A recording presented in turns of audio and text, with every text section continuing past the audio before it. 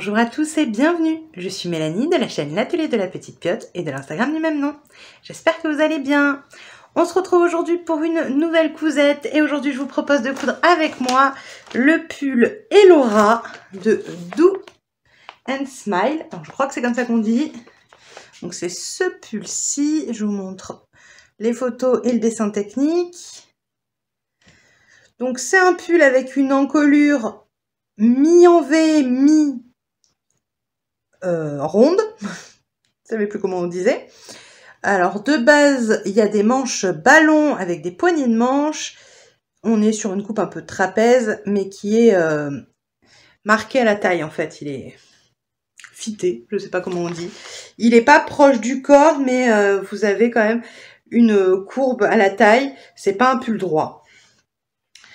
C'est un patron qui va de la taille 34 à la taille 50. C'est un niveau de couture 2/4, débutant avancé, il y a écrit. Donc la créatrice c'est Do and Smile, ou Do and Smile, je sais pas.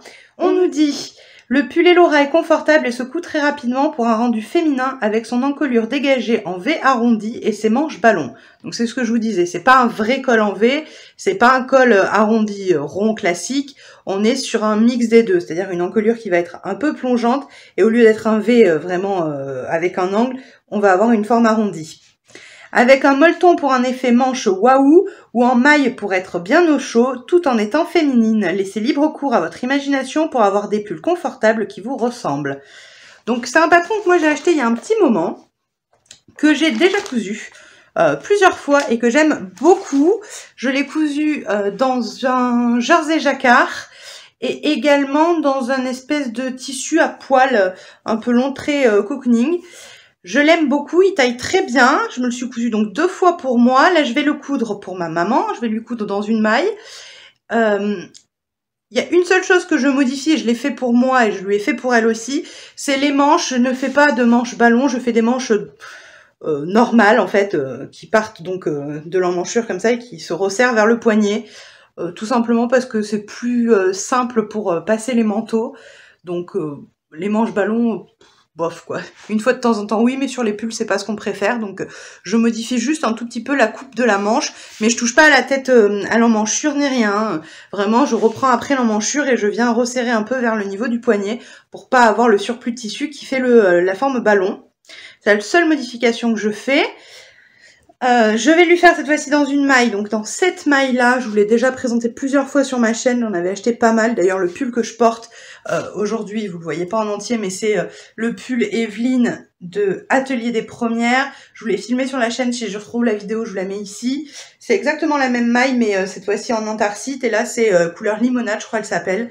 Je l'aime beaucoup, elle est très douce, très confortable, et elle tient relativement chaud, donc plutôt chouette. Donc dans cette couleur là, il y a pas mal d'élasticité dans les deux sens pour ce tissu, donc c'est très bien, ça correspond à ce qu'il faut et je pense que le résultat sera sympa. De base, ma maman elle avait acheté que de la maille foncée comme ça et moi j'avais pris cette couleur là et je vais lui faire dans celui-là. Je pense que ça changera, elle met jamais ce type de couleur, donc j'espère que ça va lui plaire. Croise les doigts. Voilà, donc je vous ai dit la taille 34 à taille 50, donc c'est pas mal. Et bien, je pense que c'est à peu près tout ce que j'avais à vous dire là-dessus. J'ai coupé mes pièces, donc comme je vous ai dit, j'ai modifié juste mes manches. Sinon, j'ai tout coupé normalement. Et a priori, ça fait un moment que je ne l'ai pas cousu, mais c'est quand même une cousette normalement qui va assez vite. On coupe principalement avec la surjeteuse. Et puis voilà, on a un devant, un dos. On a une parmenture devant, une parmenture dos. On a des manches et des poignées de manches. Et voilà. Allez, on se met en position, on commence la couture, c'est parti. Très bien, donc la première étape, ça consiste à venir surjeter les bords extérieurs des parmentures. Donc le bas, en l'occurrence sur cette pièce et sur l'autre aussi. Donc on vient faire ça à la surjeteuse, donc je vais venir faire ça dans un premier temps. Je vous l'ai pas dit, mais je réalise la taille 42, d'après le tableau de taille, c'est ce qui correspond pour ma maman. Voilà, et autre petite chose, je vais vous montrer, si vous suivez les vidéos, vous savez qu'il y a quelques semaines maintenant, je sais pas quand est-ce que la vidéo est sortie, je vous l'ai dit, j'ai eu un souci avec ma surjeteuse qui a décidé de prendre sa retraite, après de bons et loyaux services. Je pense que je l'ai eu bien au moins 6 ans, alors c'était la première surjeteuse que j'avais, j'ai appris à utiliser une surjeteuse avec elle, donc j'ai peut-être pas toujours été très gentille avec elle, surtout au début. J'ai beaucoup cousu parce que je couds beaucoup, donc elle avait quelques heures au compteur quand même, donc je pense que pour le prix, c'était une surjeteuse de chez Lidl. Elle m'a rendu de grands services, donc j'en suis très contente. De base, j'avais l'intention donc de la remplacer par sa jumelle, mais en faisant des recherches, en regardant un peu sur internet, j'ai trouvé une autre surjeteuse dans le même prix, et donc du coup j'ai décidé d'essayer autre chose pour voir ce que ça donnait. Donc je me suis pris une nouvelle surjeteuse, je vais vous la montrer, c'est la Brother, je vais vous montrer parce que je n'arrive pas à lire d'ici. Voilà, donc c'est la Brother M343D. Hop. Donc elle ressemble très clairement à celle que j'avais de Lidl, hein, on va pas se mentir, ça a vraiment la même tête. Je l'ai payé, il me semble, 210 €. J'ai eu une petite promo de 10 €, donc je crois qu'elle était à 220 et je l'ai eu à 210. Alors, il me semble qu'elle était en promotion et que normalement elle était plus au prix de 300 €, quelque chose comme ça. Mais c'était avant les soldes, alors je suis pas sûre que ce soit vraiment une vraie promo, que ce soit pas juste du marketing pour vous faire croire que c'est moins cher que d'habitude alors que c'est toujours ce prix-là. Enfin, j'en sais rien. J'avais pas regardé avant, donc je ne sais pas. Si elle est toujours au même prix, je vous mets le lien dans la barre de description si ça vous intéresse, parce que du coup, je crois que celle de Lidl est à 190, quelque chose comme ça. Donc on est sur des prix assez similaires. Celle-ci, j'ai regardé les avis, elle est hyper bien notée. Tout le monde en dit que du bien, donc on verra ce que ça donne, si elle dure aussi longtemps que celle que j'avais jusque-là. Mais voilà, si ça vous intéresse, du coup. Et pour l'instant, j'ai pas encore beaucoup de recul dessus parce que j'ai très peu cousu avec. J'ai cousu véritablement un vêtement avec, mais j'en suis plutôt satisfaite. J'ai trouvé l'enfilage, pas mal du tout. Alors j'avais l'expérience avec celle de Lidl, mais je trouve que vraiment il est pas compliqué, on le prend très vite en main. L'intérieur ressemble à ça.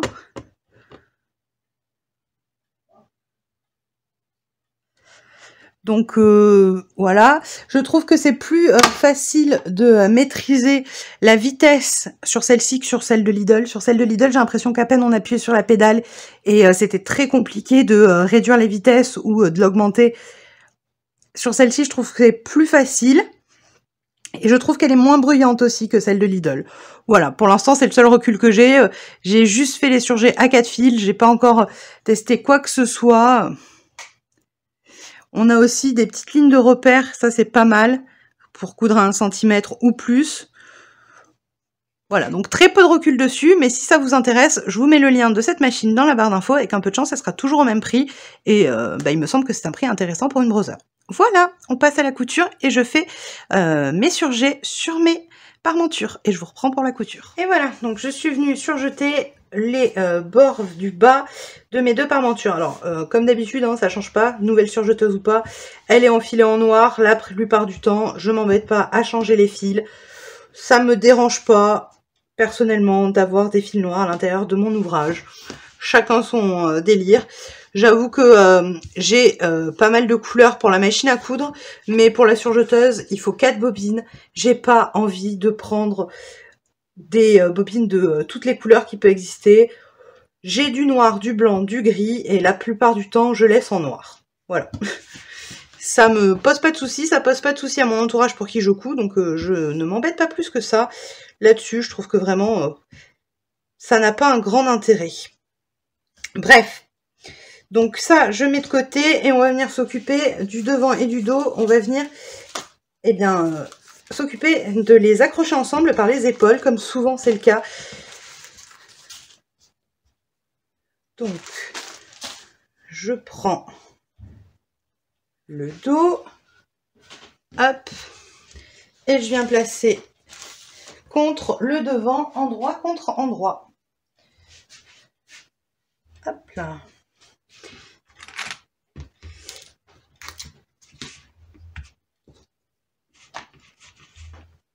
Et on vient épingler les épaules qu'on va venir coudre.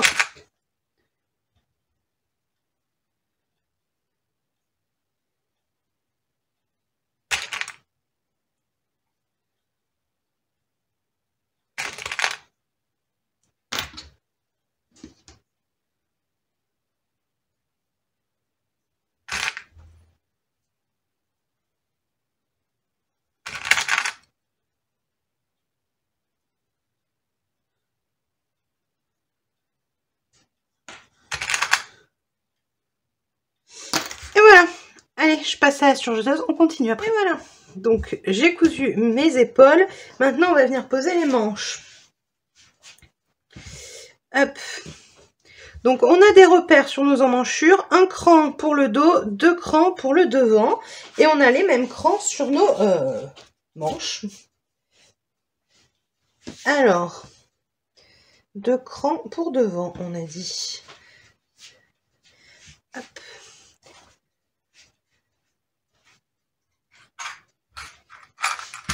On a un cran pour la tête de manche, donc on vient l'aligner avec la couture d'épaule. On a donc le cran du dos.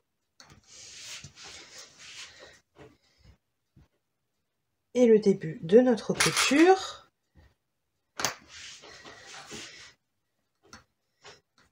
La même chose sur le devant. Hop, nos crans.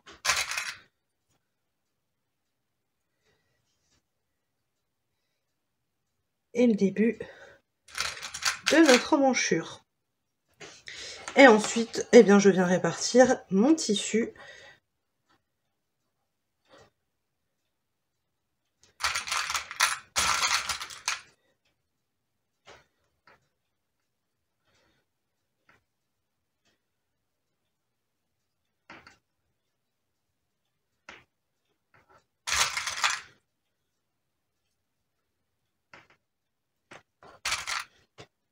Hop.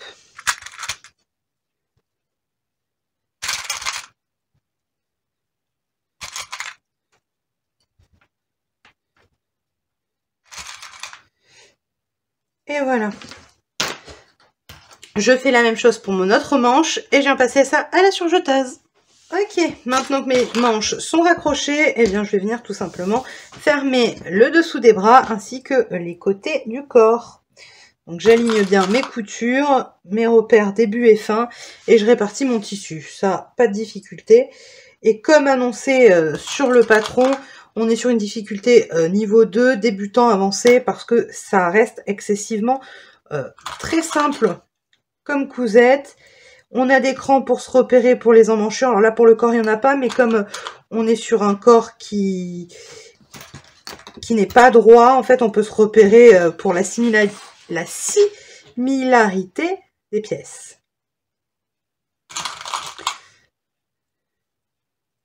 À mon sens, c'est un pull qui vraiment est très accessible, qui se coud très vite et dont j'aime beaucoup la coupe, moi. Je le trouve très sympa.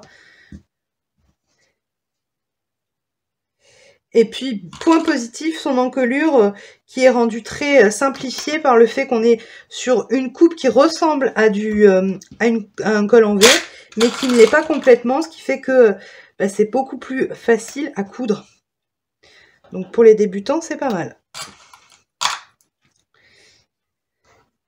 Et voilà. Allez, je couds ça. Et voilà. Donc, la base du pull est assemblée. Maintenant, on va s'occuper d'assembler nos parmentures. Donc pour ça, on prend notre parmenture devant et notre parmenture dos. On va venir les épingler endroit contre endroit au niveau de nos épaules.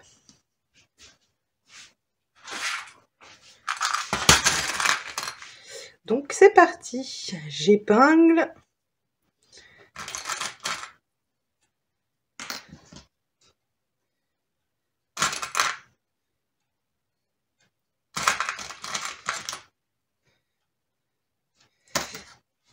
Et je viens coudre. Voilà, ma parmenture est maintenant assemblée. Il me reste plus qu'à venir la positionner sur le pull. Donc je vais me positionner en droit du pull, ce sera plus simple. Et donc je vais venir la poser tout le tour de mon encolure en prenant en repère bien, les coutures d'épaule et le centre du devant et du dos.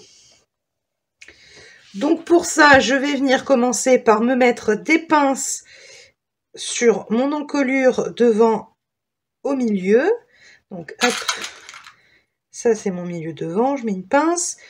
Je fais pareil pour mon dos, hop, je plie en deux.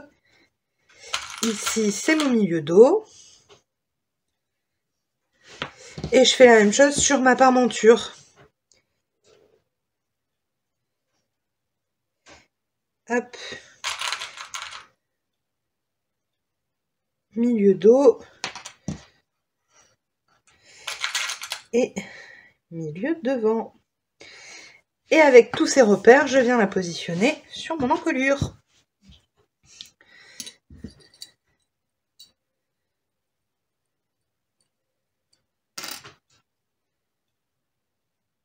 Hop, mes coutures d'épaule.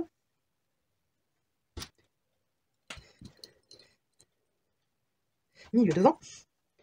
Et deuxième couture d'épaule. Et je répartis le reste de mon tissu.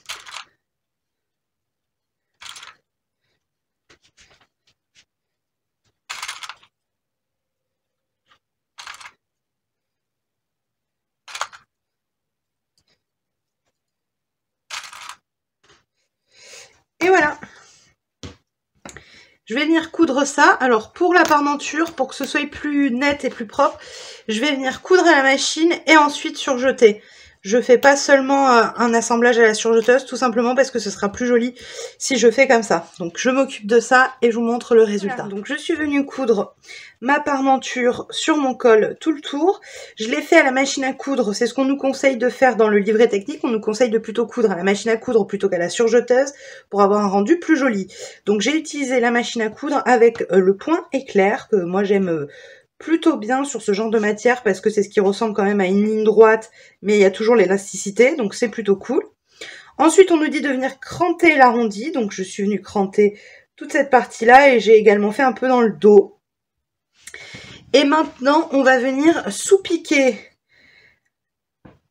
notre marge de couture sur notre parmenture. Donc pour ça, on relève notre parmenture, on vient plaquer notre marge de couture et on va venir piquer à 0,5 de la couture qu'on vient de réaliser sur nos marges de couture. Donc pas sur le vêtement, mais vraiment sur nos marges de couture et notre parmenture.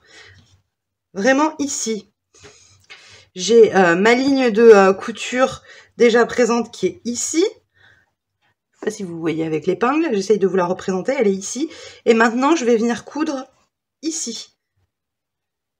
Pour vraiment fixer ma marge de couture sur ma parmenture. En fait, on fait le contraire de surpiquer, où là, on viendrait tout plaquer vers l'intérieur et on viendrait faire une couture à quelques millimètres du repli.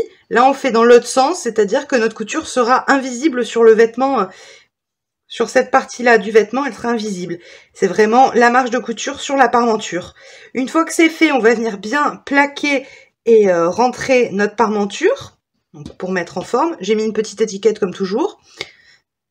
Enfin, comme toujours, comme j'essaye de le faire de plus en plus plutôt.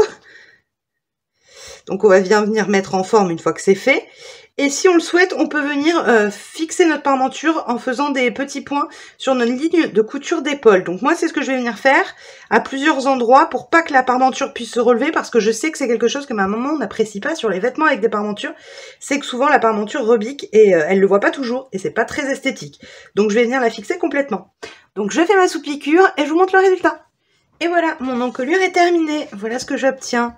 Donc je suis, comme je vous l'ai dit, venue faire ma sous-piqûre et ensuite je suis venue rabattre et je me suis fait quelques points pour maintenir le col en place. Vous voyez, il ne peut plus sortir, la parmenture ne peut plus ressortir. Je suis venue faire quelques points sur les coutures d'épaule de chaque côté et ensuite, vu que j'ai une maille tricotée, je suis venue faire 2-3 points dans certaines rigoles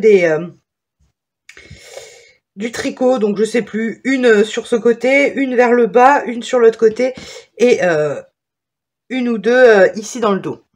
Voilà, donc pour maintenir en place, comme ça je suis sûre que ça ne dérangera pas ma maman à se retourner. Maintenant on va venir s'occuper de nos poignées de manches. Alors, moi les manches, je vous ai expliqué que je suis venue les resserrer, parce que normalement ce sont des manches ballons. Donc je les ai un tout petit peu modifiées. J'ai pas du tout touché à l'emmanchure pour ne pas avoir de problème, hein. J'ai juste touché sur la longueur du bras. Vous voyez, moi, un bras c'est comme ceci, hop, donc c'est large et ça se resserre vers le poignet. On est sur une coupe toute simple, hein. Je suis pas embêtée à faire des choses très compliquées ni rien. Et on a donc nos bandes de poignets qui sont coupées normalement sur le patron.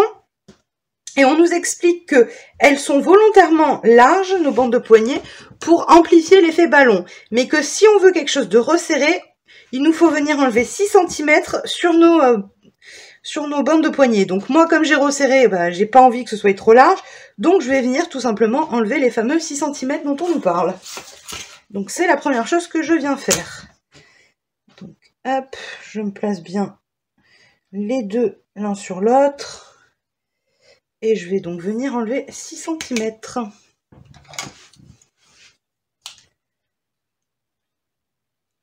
Tac et tac. Voilà. Donc ça, c'est fait. J'ai enlevé mes 6 cm et maintenant, eh bien, c'est tout simple. Je commence par venir placer endroit contre endroit en pliant en deux les bandes. Je viens épingler et je viens coudre le petit côté.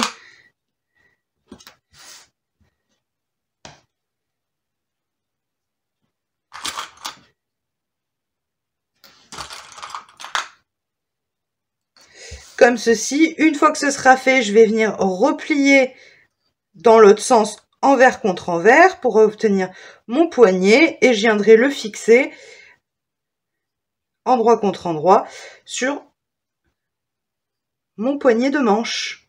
Donc je vais faire ça de mon côté, je vous l'ai montré plusieurs fois sur la chaîne, il n'y a pas de difficulté là-dessus, c'est vraiment une étape très simple. Une fois que j'aurai mis mes poignets, il ne me restera plus qu'à venir m'occuper de faire un ourlet sur le bas de mon pull. Et là, pareil, pas de difficulté. Moi, je vais venir faire un passage à la surjeteuse et ensuite un repli sur l'intérieur avant de piquer tout le tour. Voilà, donc je termine complètement et on se retrouve pour la conclusion. Et voilà, j'ai terminé complètement la cousette de ce pull. Je vous mets juste ici photo vidéo du pull porté par ma maman. Vous pouvez voir qu'il lui va très bien. La seule chose que il faut que je pense à modifier la prochaine fois que je le refais, c'est que j'avais modifié les manches pour les faire ajuster un peu plus à son bras, que ce soit pas des manches ballons comme prévu de base dans le patron. Sauf que je les ai un tout petit peu trop ajustées, elles lui sont un petit peu trop serrées en termes de largeur pour le bras, ce qui fait que si elle veut mettre un t-shirt dessous, c'est un peu plus serré, mais ça c'est quelques centimètres à rajouter, c'est rien de bien grave, et c'est de ma faute parce que c'est moi qui ai modifié le patron de base, donc bon, voilà, j'ai un tout petit peu trop ajusté pour le coup. C'est pas bien grave, elle lui va quand même, elle peut le passer avec un t-shirt, mais elle se sent un petit peu plus serrée, quoi. Bref, c'est un détail, ça ne l'empêchera pas de le porter, et très bonne nouvelle, elle a apprécié la couleur et elle a reconnu qu'effectivement ça changeait parce que ce n'était pas le genre de couleur qu'elle portait habituellement, mais ça lui plaît. Donc pour tout vous dire, je lui ai fini il y a 2 jours et elle a déjà porté. Donc c'est qu'il lui plaît. Voilà, et bien comme je vous l'avais dit dans cette vidéo, c'est une cousette rapide et facile et c'est très agréable. Le résultat est quand même super sympa, je trouve. Ce col mi en V, mi arrondi, enfin simplifié, eh ben il est vraiment très joli et c'est cool de pouvoir avoir ce genre d'encolure accessible aux grands débutants parce que c'est vraiment pas compliqué à faire. Le livret est très bien expliqué, donc pas de difficulté et ça c'est chouette. Ça fait partie des pulls que moi j'aime beaucoup. Je vous l'ai déjà dit, je l'ai déjà cousu 2 fois, donc c'est pas pour rien. Voilà, donc si vous cherchez un pull simple et efficace, ben je vous le conseille fortement. Sur ce, la vidéo touche à sa fin. J'espère que vous avez passé un agréable moment en ma compagnie. Si c'est le cas, n'hésitez pas à liker la vidéo, à me laisser un petit commentaire et à vous abonner si ce n'est pas déjà fait. Ça me soutient énormément. Je vous dis à la semaine prochaine.